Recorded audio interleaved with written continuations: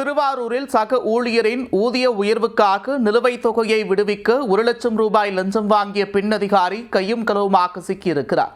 ரசாயனம் தடவிய ரூபாய் நோட்டுகளை கொடுத்தனுப்பி அதிரடி காட்டிய லஞ்ச ஒழிப்புத்துறையினர் பெண் அதிகாரி மீது எடுத்த நடவடிக்கையின் பின்னணி என்ன?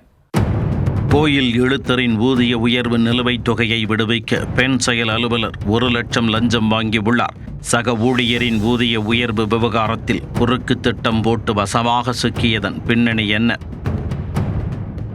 திருவாரூர் மாவட்டம் திருக்கொள்ளிக்காடு பகுதியில் பிரசித்தி பெற்ற பொங்கு சனீஸ்வரர் கோவில் உள்ளது. இந்த கோவிலில் செயல் அலுவலராக ஜோதி என்பவர் பணியாற்றி வந்தார். இந்த கோவிலில் எழுத்தராக சிவக்குமார் என்பவரும் பணியாற்றி வருகிறார். இவர் கடந்த 2015ஆம் ஆண்டு பதவி உயர்வு பெற்ற நிலையில் இதுவரை ஊதிய உயர்வு வழங்கப்படவில்லை. அது தொடர்பாக கோயில் செயல் அலுவலர் ஜோதியிடம் முறையிட்டுள்ளார்.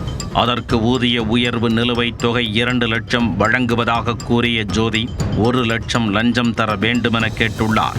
கடின உழைப்பிற்கு ஏற்ற ஊதியம் இல்லை. தற்போது அதே ஊதிய உயர்விற்காக தொகையை பெற லஞ்சம் செலுத்த வேண்டுமா என ஆதங்கமடைந்த எழுத்தர் சசிகுமார் தரமான சம்பவத்தை செய்துள்ளார். செயல் அலுவலர் ஜோதியின் திட்டம் குறித்து லஞ்ச ஒழிப்புத் துறையில் புகார் செய்தார். இது தொடர்பாக வழக்கு பதிவு செய்து திருவாரூர் லஞ்ச ஒழிப்பு டிஎஸ்பி நந்தகோபால் மற்றும் போலீசார் சசிகுமாரிடம் ரசாயனம் தடவிய ரூபாய் நோட்டுகளை கொடுத்து அனுப்பினர். மன்னார்குடி ஆனந்த விநாயகர் கோவிலில் பணியில் இருந்த ஜோதியிடம் ரசாயனம் தடவிய பணத்தை சசிகுமார் கொடுக்கும் பொழுது ஜோதியை கையும் களவுமாக பிடித்து கைது செய்தனர்.